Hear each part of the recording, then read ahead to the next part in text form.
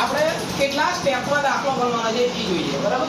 પ્રકરણ નંબર આપણે 5મું ઉદાહરણ 18 પેજ નંબર 166 ઉપર પ્રવેશની અંદર 8 ગુણનો દાખલો પૂછાયા. બોલો 8 ગુણનો દાખલો. તો અહીંયા આગળ આપણા ક્વેશ્ચનની અંદર અહીંયા આપેલું છે, આ બધી મૂડી આપ્યું છે. તો આપણે પહેલા આ ભાગ આખો સોલ્વ કરશું, આ બધી એન્ટ્રીઓ પાડતા જઈશું. પછી અહીંયા મિલકત આપ્યું, પછી આની બી એન્ટ્રીઓ ધીરે ધીરે એડ કરતા જઈશું. પછી હવાલાની એન્ટ્રીઓ જોઈશું. જોડે જે ટપકું કર્યું છે આપણે, બરાબર, આમાં ટપકું કરવાનું રહી ગયું છે, આમાં જોડે છે બરાબર. જ્યાં ટપકું કર્યું છે અહીંયા આગળ આપણે વિચારવાનું છે, તો એની બે એન્ટ્રી થશે. મોટા ભાગે ટપકા આવી ગયા છે એટલે સોલ્વ આઉટ એન્ટ્રી થશે. ઓકે, તો આપણે એક સ્ટેપ, પહેલો સ્ટેપ આ, બીજો સ્ટેપ આ અને ત્રીજો સ્ટેપ આ, ત્રણ સ્ટેપમાં દાખલો પડશો તો તમારે આપોઆપ સોલ્વ થઈ જશે. તો આપણે શરૂ કરીએ છીએ. પહેલા પટેલ અને શાહની મૂડી. શું? પટેલ અને શાહની મૂડી. તો મૂડી ખાતું ક્યાં છે? આવ્યું. અને મૂડીની હંમેશા જમા બાકી હોય. શું હોય? અને ઉપાડ હોય તો હંમેશા ઉધાર બાકી હોય. તો અહીંયા ગાડી આ ઉધાર સાઈડ છે અને અહીંયા શું હોય? આ જમા. કઈ ખબર ના પડે, આ ઉભા રહીએ, બરાબર. જમણો હાથ આપણો જમા હોય, ડાબો હાથ હંમેશા આપણો ઉધાર ઉપર છે. તો અહીંયા ગાડી આ ઉધાર અને આ જમા. પાકા સરવાળામાં ઉધાર કે જમા એવું હોતું નહીં. પાકું સરવું એવું પત્રક છે એટલે અહીંયા ગાડી એવું હોય નહીં. રાઈટ?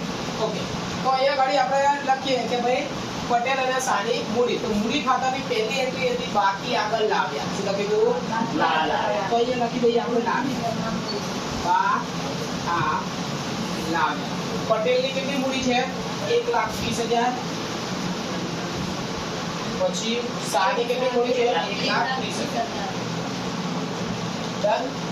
આ પહેલી એન્ટ્રી. જે લોકોએ કાલે ફોર્મેટ લખ્યું છે અને એ લોકોએ જો યાદ કર્યું છે તો આ એન્ટ્રી ના, બરાબર. આ પહેલી એન્ટ્રી થઈ. પછી આગળ જઈએ લોન. લોન શું છે? દેવું. શું છે? લોન શું છે? દેવું. તો દેવું શબ્દ અહીંયા લખ્યો છે, મૂડી દેવા. તો અહીંયા લખી દેવાની લોન.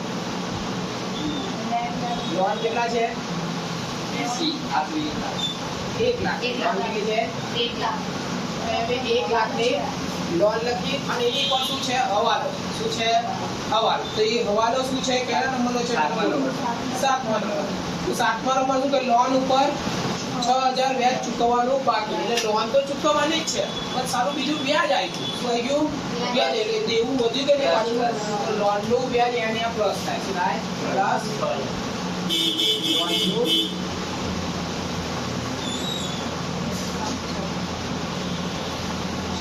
બરાબર. હવે આ જે છે લોન નું વ્યાજ નીચે આપેલું છે હવાલામાં, તો એની બે એન્ટ્રી હોય. શું હોય? બે એન્ટ્રી હોય. તો લોન નું વ્યાજ શું? એ દેવું છે, તો દેવું કંપનીમાં વધ્યું. તો આપણું આની આ પુનઃ મૂલ્યાંકન ખાતામાં કેવું હોય કે મિલકત વધે તો આ સાઈડ અને મિલકત ઘટે તો આ સાઈડ. દેવા વધે તો આ સાઈડ અને દેવા ઘટે તો આ સાઈડ. બરાબર. આવી શોર્ટ એન્ટ્રી હતી આપણા ચોથા ચેપ્ટરમાં આપણે શીખ્યા હતા. કાલજી મેં ટ્રાય કર્યો. તો અહીંયા ગાડી દેવું શું થયું છે? વધ્યું છે. તો અહીંયા લખો લોન નું વ્યાજ. લોન નું વ્યાજ કેટલું? આ હવાલો 16. આના વ્યક્તિ એક માત્ર સાચી હવાલો રાઈટ ચેકિંગ. કારણ કે અહીંયા મૂડીનું ટોટલ મારી તો અહીંયા મૂડી લખવાની આવે. પાકા સરળનું ફોર્મેટ મારા મગજમાં થોડું થોડું યાદ.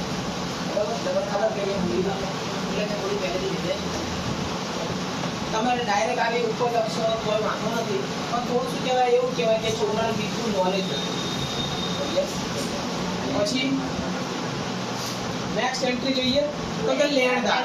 તો લેણદાર ઉપર કે હવાલો છે? કેટલું છે? 8મા નંબર. 8મા નંબર. શું લખ્યું છે કે લેણદારો અને દેવીઓની 10% ઓછા ચૂકવવા પડશે. તો ફર્સ્ટ ઓફ ઓલ આપણે જોઈએ કે લેણદાર ક્યાં આવે. પહેલા તો આ ખાતાની ક્વોલિટી સમજો, આની ગુણવત્તા સમજો. આ ખાતું બને પહેલા નંબરનું ખાતું એવું કહે છે કે મિલકત વધે કે ઘટે. શું બતાવે? મિલકત વધે, ઘટે, દેવું વધે, દેવું ઘટે. આટલું આ બતાવે. અને આ મૂડી ખાતું ભાગીદારને લગતું બતાવે. શું બતાવે? ભાગીદારને લગતું. વેચી માટે કોઈ નફા આવી ગયા હોય તો એમાં ભાગ લેવા ભાગીદાર ભાગશે એવું બતાવે. તો અહીં ગાડી હું એવી જ એન્ટ્રીઓ લગાવીશ. બરાબર. પાકું સરકારી બાજુ એની અંદર આ બાજુ જવાબદારી કહેવાય અને આ બધી મિલકતો કહેવાય. આટલું ક્રાઇટેરિયા તમે મગજમાં રાખશો ને, હું એમ કહું છું કે 8 ગુણની અંદર તમે ખાલી કાચી જે એન્ટ્રીઓ છે એ બી પાડશો ને તો તમે 6 ગુણ ક્યાંય 8 ગુણ ક્યાંય નહીં. અને આમાં બે દાખલા આવશે. કેટલા આવશે? બે. એક આ પ્રવેશનો અને એક બે. પણ આપણે આ છેલ્લે ચેપ્ટર ચલાવવાનું કારણ આજે તો એમાં આ ચેપ્ટર ચલાવવામાં લગભગ મારે ખાસા લેક્ચર છે.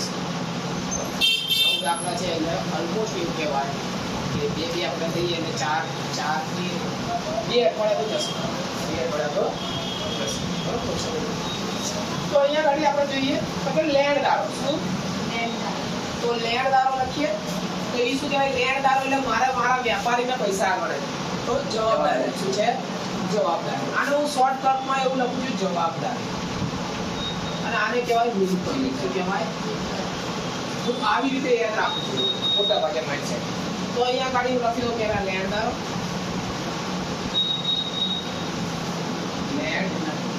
લેણદારો કેટલા છે? 80000. રાઈટ. તો અહીંયા કાઢી હું 80000 લખી. બરાબર. પ્લસ શું લખીએ? ના ચૂકવવા પડશે નહીં. શું લખ્યું છે? ઓછા ચૂકવવા પડશે. એટલે એનું ઘટ્યું. શું થયું? 10%. તો -10%.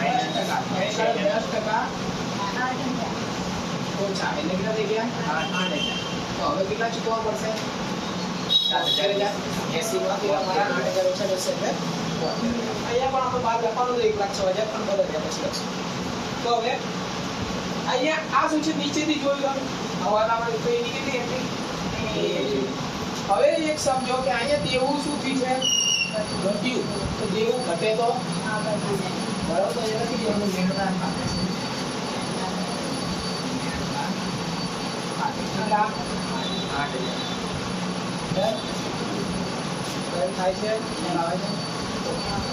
નેક્સ્ટ આગળ જઈએ. દેવી સિમિલર હવાલો છે એની અંદર પણ દેવી કેટલી છે? 20,000. 20,000. 10% 2,000. તો એને ગાડી ચૂકવવાના કેટલા છે? તો અહીંયા પણ સુધી દેવું ઘટ્યું. 2,000 એ વધારાની એન્ટ્રી જે હવાલામાં થઈ તો એની બીજી એન્ટ્રી હશે. આ 20,000 ની ના હોય, એ તો અંદર જ છે. તો તમે જે બીજી 2,000 ની કરી વધારાની હોય એટલે એ કરવાનું છે. તો અહીંયા ગાડી આપણે શું ઘટ્યા તો પાછળ કેટલા લખવાના? 2,000. એટલે એટલાની જ ઇફેક્ટ થઈ છે. બીજી જે ભૂલ છે એ એન્ટ્રી થશે નહીં. કેમ કે બે ભાગીદારી જે નીચે વાળી જે આવે છે હવાલાની જે નવો ભાગીદાર આવવાથી આવું થયું. બરાબર. પુનઃગઠન કહેવાય. દેવામાં વધારો ઘટે. અહીંયા દેવા ઘટતા જાય છે. બરાબર. આ દેવું ઘણું વધ્યું છે. અહીંયા દેવું ઘટવું છે. પુનઃગઠન થશે એટલે ખબર પડશે નફો થાય છે કે નુકસાન થાય છે. પછી ખર્ચ ચૂકવવાનો બાકી. કોઈ આની હવાલા એન્ટ્રી છે નહીં. તો એ કઈ સાઈડ છે? ક્વેશ્ચનમાં મૂડી દેવા માટે. કે બાજુ છે? સેમ. તો મૂડી દેવા પર લખો. શું? મૂડી દેવા પર લખો. હવે અહીંયા શું બતાવવાનું? વધારો ઘટાડો. અહીંયા શું બતાવવાનું? ભાગીદારનો ભાગને લેવા દેવા. તો પછી આ ખાતું કે અંદર લખેલું છે કે મૂડી દેવા. તો કાચી એન્ટ્રી છે. મૂડી દેવાનો લખો. ચૂકવવાનો બાકી ખર્ચ. ચૂકવવાના બાકી 20,000. ખર્ચા 100 છે. 30. તો આપણે એક નંબર પૂરો મેં કીધું. એક નંબર આ બાજુ આપણે પૂરો કરશું તો બીજા નંબરમાં આ સાઈડ જઈશું. એટલે કે આપણે મૂડી દેવા સાઈડ આપણે ફિનિશ કરી રાખીશું. ઓકે. પછી જોઈએ પેટર્ન. પેટર્નમાં તમારે હવાલો શું છે? પેટર્નમાં શું છે? હવાલો. પેટર્નમાં હવાલામાં શું લખ્યું છે? શૂન્ય ગણિત. શૂન્ય ગણિત. તો પહેલા તો પેટર્ન મિલકત છે. શું છે? પેટર્ન મિલકત છે. તો અહીંયા લખીશ પેટર્ન. કેટલી છે પહેલા? 10%. આને શૂન્ય કરવી છે. શું કરવી છે? શૂન્ય કરવી છે. તો પૂરેપૂરી ઘટાડશો તો શૂન્ય થશે ને. તો માઈનસ બરાબર ઘટાડો કેટલો કરશો? 10,000. તો થઈ ગઈ શૂન્ય. તમારે શૂન્ય કરી દે કરીએ તો મિલકત વધી કે ઘટી? ઘટી. મિલકત ઘટે તો 10,000. લખવાનું કેટલા? 10,000. કેટલા? 10,000 ઘટે. રાઈટ. પછી નેક્સ્ટ જમીન મકાન. જમીન મકાન. તો જમીન મકાન પણ શું છે? મિલકત. હવે મિલકત છે એ ઉપર ટાઇટલમાં દેખાય જ છે તમને. બરાબર. તો અહીંયા જમીન મકાન. તો એ લખો જમીન મકાન. જમીન દેશ મકાન કેટલા છે? 1,40,000. અંદર કેટલા છે? અંદર બોક્સમાં 1,40,000. બોક્સમાં છે 1,40,000. ઓકે. તો અહીંયા ખાલી બોક્સમાં 1,40,000 પ્લસ 20% વધારો. શું લખે છે? 20% વધારો. 20% એટલે 14 28,000 પેલા ધ્યાન 28,000 નો વધારો 28,000 વધ્યા તો બીજી એન્ટ્રી ક્યાં આવે મિલકતમાં વધારો તો એ લખી દે જમીન મકાન જેટલો વધારો ઘટાડો થયો એટલો કેટલો વધારો ઘટાડો થયો 28 ટકા કરતા આવે છે ને 20% વધારો પછી એમાં મિલકત કેવાય હા બધી મિલકત જ છે મિલકતનું ટાઇટલ આવે તો બધી મિલકત જ છે પછી યંત્રમાં શું છે બીજી મિલકત છે યંત્રની 70,000 એમાં શું કીધું છે કિંમતમાં 10% ઘટાડો કેટલો 10% એટલે કેટલા થઈ જાય 7,000 કેટલા બચે 63,000 તો મિલકત આ બધી તો આધાર અહીં લખવાનો કેટલા ઘટ્યા 7,000 થોડું પહેલા આવે ને કરી દઉં છું ઓકે પછી ફર્નિચર 80,000 ફર્નિચર 80,000 પ્લસ 60,000 બરાબર કેટલી છે 60,000 ઓકે તો ફર્નિચરની કિંમત 60,000 ગણવી તો અંદર કેટલા છે 80,000 હવે ફર્નિચર હવે લાયા કોઈ વધે નહીં આ ટેબલ લાયો 50,000 નું લાયો તો શું આને 2 વર્ષ કોઈ 50,000 આવે તો 80,000 ના કેટલા થઈ ગયા છે 60,000 તો આપણે એને કાઢી માઈનસ કયો છે શું પૂરા કયો છે શું છે માઈનસ ઘટ થઈ જશે કેટલી ઘટ થઈ જશે ને 20,000 ની તો અહીંયા 60,000 આયા ગણવી શું કે ફર્નિચરની કિંમત અત્યારે 80,000 વાળાના હવે 60,000 આવવાના છે ઘટ્યા કેટલા 20,000 થોડું લોજિક લગાવવાનું એક સુધી શબ્દ આવે અને ગણવી શબ્દ આવે શું આવે સુધી શબ્દ આવે એટલે એટલી જ રાખી 60,000 રાખી તો મિલકત ઘટી આ લખો ફર્નિચર 20,000 કેટલું 20,000 નેક્સ્ટ મોટર કાર એક મોટર કાર બી આવું છે વાહન બી એવું છે લીધા કોઈ ઘટે જ કરે બરાબર તો મોટર કાર 20% માં કેટલું છે પેલા પાર્ટનર 1,20,000 1,20,000 20% નો ઘટાડો માઈનસ 20% મતલબ 24 ઘટ્યા તો અહીંયા બી શું લખી દેવાના પાછા જેટલા ઘટ્યા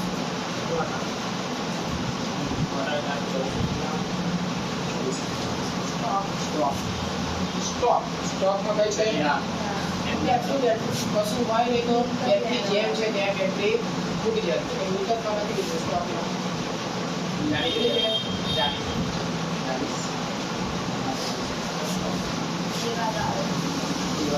હવે અહીંયા આગળ થોડી ખબર મારી દેવાદાર જે છે એ કંપનીના મિલકત તો છે બરાબર ગ્રાહકો છે લાભ મિલકત છે પણ એની નીચે જે આપણને ગાળખા કરાવવા આપે છે એ દેવું શું છે એટલે એ આપણે ગ્રાહકોમાંથી બાદ કરીએ છીએ આપણે દેવાદાર એમાં ગાળખા પડી જાય આપણે બાદ કરીએ ગાળખા મીન્સ આપણે લોકલ લેંગ્વેજમાં કહીએ તો એ આપણે એટલા ગ્રાહક પૈસા નહીં આલે એવું માની લેવામાં આવે તો અહીંયા 21,000 છે એમાં 1,000 રૂપિયાની ગાળખા છે અને પછી અંદર કોઈ હવાલો આપેલો અંદર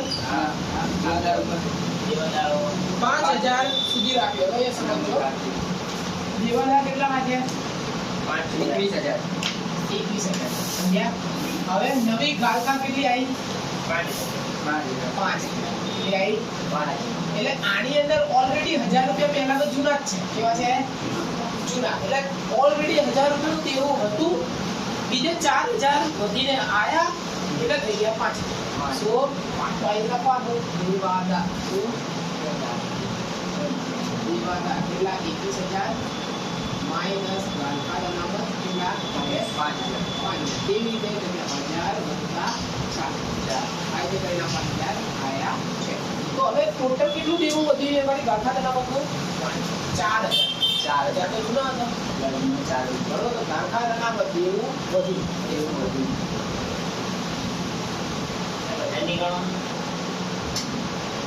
ચાલો હતા જ ને તો વધારો કેટલો છે ખાલી 4 નો છે ત્યારે 5 બને બરાબર નેક્સ્ટ ઓકે હવે આપણું વન સાઈડ પતી ગયું સેકન્ડ સાઈડ પતી ગયું હવે નીચેના હવાલા ચેક કરીએ તો હવાલાની અંદર 1/4/2016 ના રોજ એક પંચમોસ ભાગે નવા ભાગીદાર તરીકે દાખલ કરવામાં આવ્યું અને રાવલ મૂડી તરીકે કેટલા લાયો 2 લાખ તો એ રોકડમાં લાયો શું રોકડ ખાતે કેટલા લાવ્યો? 2 લાખ. એના મૂડી ખાતામાં લાવ્યો તો મૂડી ખાતામાં લખી. અને નીચે એન્ટ્રી છે તારી બે એન્ટ્રી હોય. શું હોય? હા, એવું બી કહું છું. આ રાવલ જ્યારે પૈસા લાવ્યો ત્યારે ધંધામાં પૈસા આયા તો એની અસર થાય આવી જાય. રોકડ ખાતે ઉધાર એ રાવલના મૂડી ખાતે જમા. શું? એ રાવલ ખાતે જમા. કેટલા લાવ્યા છે? કે 2 લાખ. 2 લાખ. 2 લાખ. તો એનો આની ખતવણી થાય ધોરણ 11 ની અંદર બરાબર. આપણે ખતવણી શીખ્યા કે રોકડ ખાતે ઉધાર કેટલા થશે? 2 લાખ. અને મૂડી ખાતામાં કેટલા જમા થશે?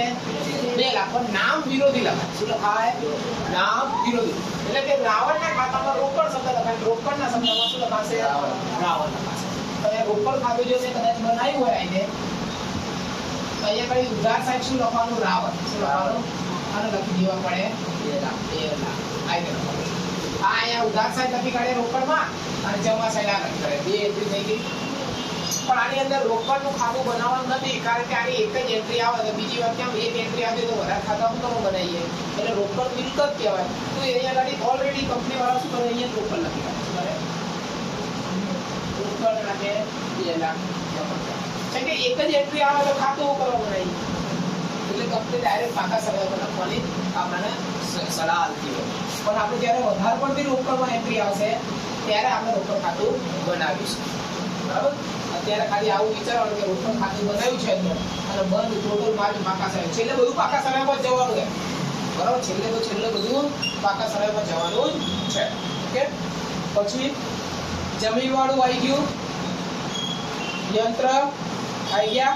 યંત્ર વાળો હવાલો કરી નાખે થઈ ગયા હોય નહીં કરવાના. ફર્નિચર નો કર્યો, મોટર, દેવાદાર, પેટર્ન, લોન, લેણદારો દેવી ચોપડે નહીં નોંધે. ચોપડે નહીં નોંધે રોકાણનું મૂલ્ય 20,000 નક્કી કરવામાં આવ્યું. એટલે રોકાણ ક્યાંક કર્યું હતું એનું ઇન્વેસ્ટમેન્ટનું રિટર્ન આવ્યું. શું આવ્યું? રિટર્ન આવ્યું. રોકાણ એટલે આપણે કોઈ જમીન લીધી હોય, કોઈ શેરમાં રોકાણ કરી પાછા આયા, મૂલ્ય વધીને આવ્યું. તો રોકાણ એક મિલકત છે. શું છે? નહીં નોંધેલ રોકાણ. શું?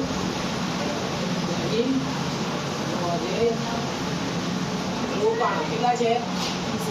20,000. આ તો આપણે નોંધ્યા નતા અને એ પ્રોફિટ બની જાય એટલે મિલકત વધી. શું થઈ? મિલકત વધી. તો અહીંયા લખવાનું રોકાણ. શું? કેટલું છે કે 20,000. બે એન્ટ્રી થઈ.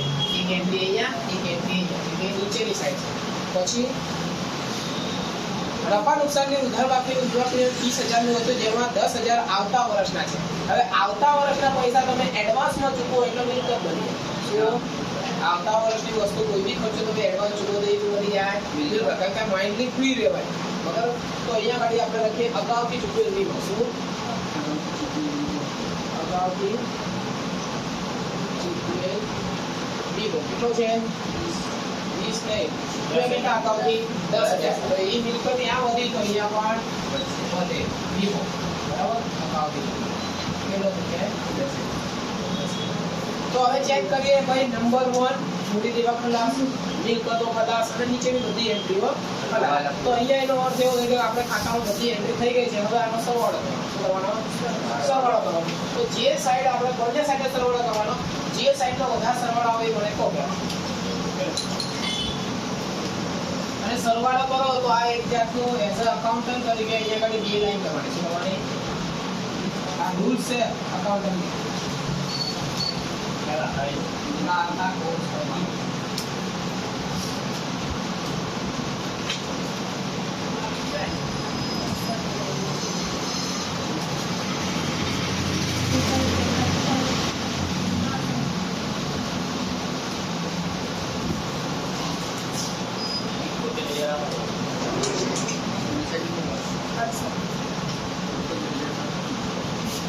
ઇકોતેર હજાર કઈ સાઈડ આવ્યું?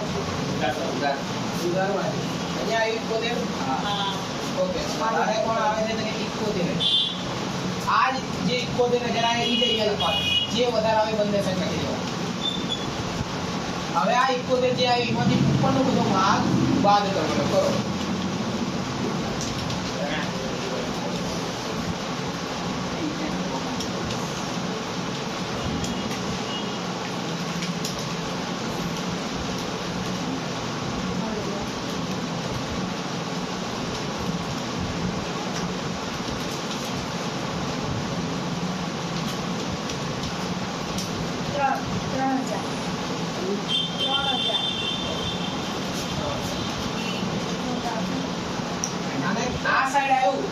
વેજની પાત્ર ખોલશું, ખાલી ખોટ લખશો તો બી ચાલશે, બરાબર? આ ખોટ આવી ભાઈ. જો આ સાઈડ આવ્યું હોત તો નફો નફો, બરાબર? એટલે આપણે ઓલી ટીક કરીએ નથી. તો હવે 3000 આવ્યો. હવે જો પેજ ક્વેશ્ચન જો કેટલો પ્રમાણ હતો ભાઈ? માઇનસ નો ગયેલો. ત્રણ જેમ બે. કુંડળ જવાબી બધી માઇનસ કરે ને. હા, તો અહીંયા વાળી માઇનસ કરે. હા, આ 71,000 માંથી ઉપરની એન્ટ્રી બધી બાદ કરી. તો હવે કે ભાઈ પટેલ અને શાહ આ બે ભાગીદાર જૂનું જે છે એનું પ્રમાણ 3:2 ના પ્રમાણમાં 3000 રૂપિયા વેચી લેશે. કેવી રીતે વેચવાના એ અહીંયા આગળ હું શોર્ટ નોટમાં લખું છું કે ભાઈ 3000 રૂપિયા છે પેલા, એમાં બે ભાગીદાર છે, પ્રમાણ કેટલું છે? 3:2. તો બે નો સરવાળો કરો, 3 ને 2 5, બાહુ 3000 લખવાના, બેનો સરવાળો કરવાનો કેટલો? 3 ને 2 5. તો હવે આ પહેલાનો ભાગ કેટલો છે? 3. તો ઉપર તગડો લખો. બીજાનો ભાગ કેટલો છે? 2. આ રીતે આનું સોલ્યુશન કરીએ એટલે એ થાય 6 5 36 અને 6 તરી 18.